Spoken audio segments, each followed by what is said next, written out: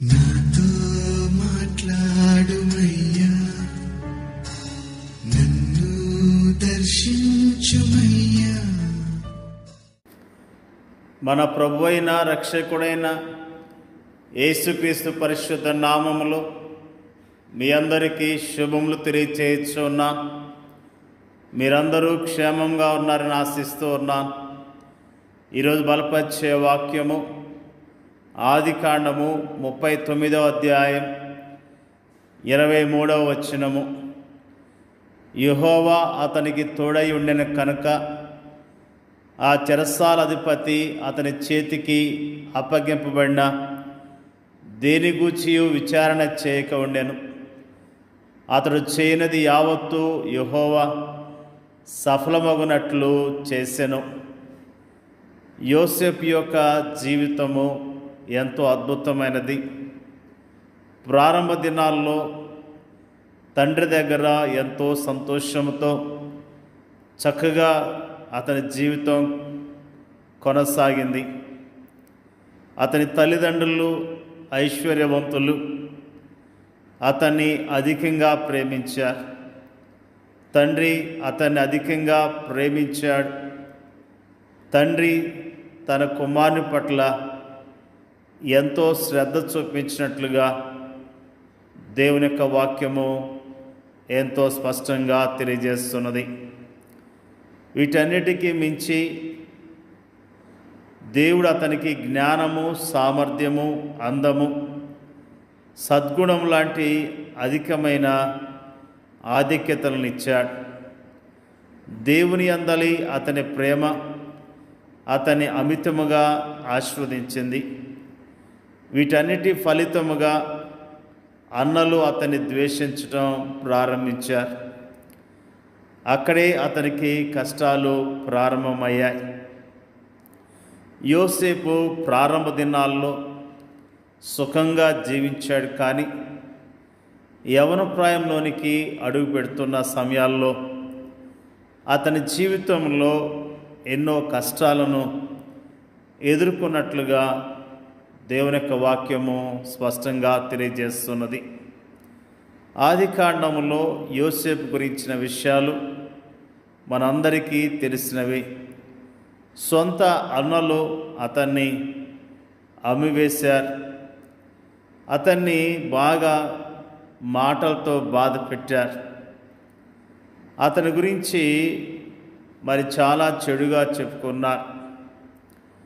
అంతేకాకుండా అతన్ని అమ్మివేసినప్పుడు అతడు యోసేపు ఐగుప్తులో బానిసగా మరొక వ్యక్తికి అమ్మివేయబడ్డాడు. అతని జీవితంలో అనుకోకుండా వచ్చిన పరిస్థితులు అతన్ని ఎంతగానో కృంగదీసినాయి. మరి ఐగుప్తు దేశంలో అతడు ఒంటరిగా ఉన్నప్పటికీ యోసేపు దేవుని ఆశ్రయించి దేవుని మీద ఆశ పెట్టుకొని జీవించినట్లుగా దేవుని యొక్క వాక్యము ఎంతో స్పష్టంగా తెలియజేస్తున్నది. ప్రతి విషయములో దేవుని సహాయాన్ని పొందుకుంటూ వచ్చాడు. దేవుని యొక్క కాపుదలను పొందుకున్నాడు. దేవుడిచ్చే ఆదరణ పొందుకున్నాడు. పరాయి దేశములో, పరాయి ప్రాంతంలో, తన వారంటూ ఎవరూ లేని ప్రదేశంలో అతనికి ఏకైక స్నేహితుడు దేవుడే అన్న విషయాన్ని మనం జ్ఞాపకం చేసుకుంటూ ఉన్నాం. నిజంగా యోసేపు ఆ యొక్క ఐగుప్తులో పని చేస్తూ ఉన్నప్పుడు అతని జీవితంలో ఎంతగానో వృద్ధి చెందినట్లుగా, క్రమక్రమముగా అతడు దీవించబడ్డట్లుగా దేవుని యొక్క వాక్యము తెలియజేస్తున్నది. ఊహించని రీతిగా ఆ ఇంటి యజమానురాల ద్వారా పెద్ద సమస్య ఎదుర్కోవాల్సి వచ్చింది. పాపానికి దూరముగా పారిపోవటం ద్వారా యజమానుడి యొక్క భార్య పగబట్టి అతని గురించి చెడుగా చెప్పి చెరసాల్లో వేయించినట్లుగా దేవుని యొక్క వాక్యము తెలియజేస్తున్నది. ఆ చెరసాల్లో ఉన్నప్పుడు దేవుడు అతనికి తోడుగా ఉన్నట్లుగా మనం జ్ఞాపకం చేసుకుంటున్నాం. అయితే యెహోవా యోసేపునకు తోడై ఉండి అతని యందు కనికెరపడి అతని మీద ఆ చెరసాల యొక్క అధిపతికి కటాక్షం కొన్నట్లు చేసెను. చెరసాల అధిపతి ఆ చెరసాల్లో ఉన్న ఖైదీలందరినీ యోసేపు చేతికి అప్పగించెను. వారు అక్కడ ఏం చేసిరో అదంతయు అతడే చేయించువాడు. యెహోవా అతనికి తోడై ఉండెను కనుక ఆ చెరసాల అధిపతి అతని చేతికి అప్పగింపబడిన దేని గూర్చియు విచారణ చేయక ఉండెను.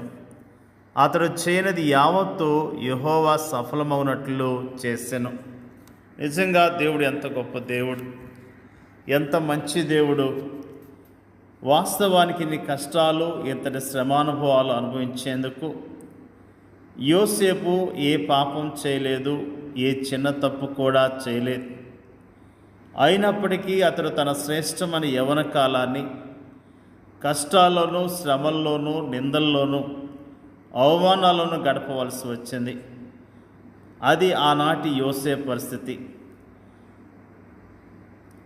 ఆనాటి సామాజిక పరిస్థితికి అతని జీవితం అద్దం పడుతుంది.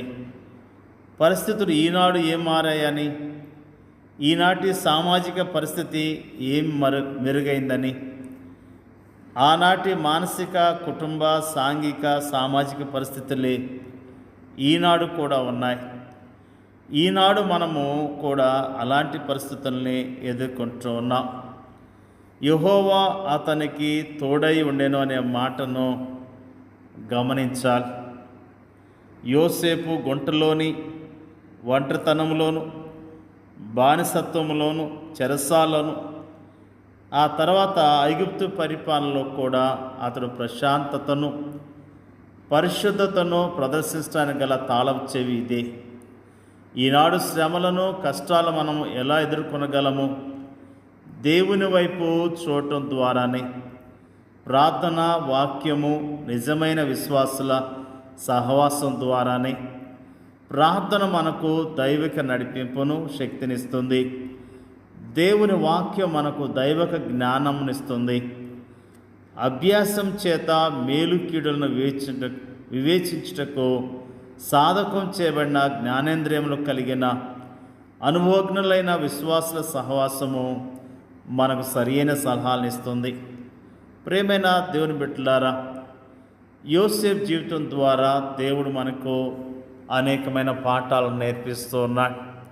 నిజముగా యోసేపు ఓర్పు కలిగి ఉన్నాడు, ఓర్చుకున్నాడు, ప్రభు కొరకు నిలబడ్డాడు, సాక్ష్యాన్ని నిలుపుకున్నాడు.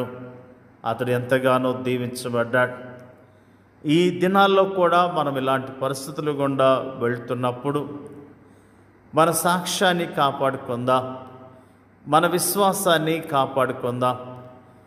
దేవుడు మనకి ఇచ్చిన పని విషయంలో నమ్మకత్వాన్ని కలిగి ఉందాం. మరి నిజముగా యోసేపు దేవునికి విధేయత చూపించడం ద్వారా ఎంతగానో దీవించబడ్డాడు. దేవుని మాట వినటం ద్వారా దీవించబడ్డాడు. నిజంగా మనం కూడా దేవుని మీద ఆధారపడదాం. దేవుడిచ్చే ఆశీర్వాదాలు పొందుకొని ఆయన కొరకు జీవిద్దాం. దేవుడికి వాక్యాన్ని దీవించునుగాక. పరిశుద్ధుడైన తండ్రి, నీకు స్తోత్రాలు. యోసేపు యొక్క జీవితాన్ని మాకు తేటగా తెలియజేసినందుకు నీకు స్తోత్రాలు. యోసేపు ప్రభువా, నీకు భయపడి నీ కొరకు జీవించాడు, మంచి సాక్ష్యాన్ని పొందుకున్నాడు. అందును బట్టి స్తోత్రాలు తెలియజేస్తూ ఉన్నాం. అన్నదమ్ములు ఎంతగానో క్రూరముగా ప్రవర్తించారు, బానిసగా అమ్మివేశారు. మరి అక్కడి నుంచి ఇంకొక ప్రాంతంలో బానిసగా పనిచేశాడు. మరి అంతేకాకుండా శోధన వచ్చినప్పుడు, సత్యానికి నిలబడ్డప్పుడు అతడు చెరసాల్లో వేయబడ్డాడు. ప్రభువా, నీ కొరకు నమ్మకత్వాన్ని కలిగిన యోసేపు జీవితాన్ని జ్ఞాపకం చేస్తున్నందుకు నీకు స్తోత్రాలు. మేము నీ ప్రజలముగా నమ్మకత్వం కలిగి యోగ్యముగా నీ కొరకు జీవించడానికి మీరే సహాయం చేయండి అయ్యా. స్తోత్రాలు అయ్యా. శ్రమల్లో ఉన్నవారిని జ్ఞాపకం చేసుకోండి, నిందలు అవమానాల్లో ఉన్నవారిని జ్ఞాపకం చేసుకొని మీరు ఆదరించండి అయ్యా. ప్రార్థన చేయించున్నాం. ఎలాంటి శ్రమలు కష్టాలు వచ్చినా ప్రభు మాకు తోడై ఉన్నాడనే ధైర్యం కలిగి విశ్వాసంతో జీవించడానికి నీ కృపను మెండుగా దయచేయమని యేసుక్రీస్తు నామంలో అడుగుచున్నాం తండ్రి. ఆమేన్.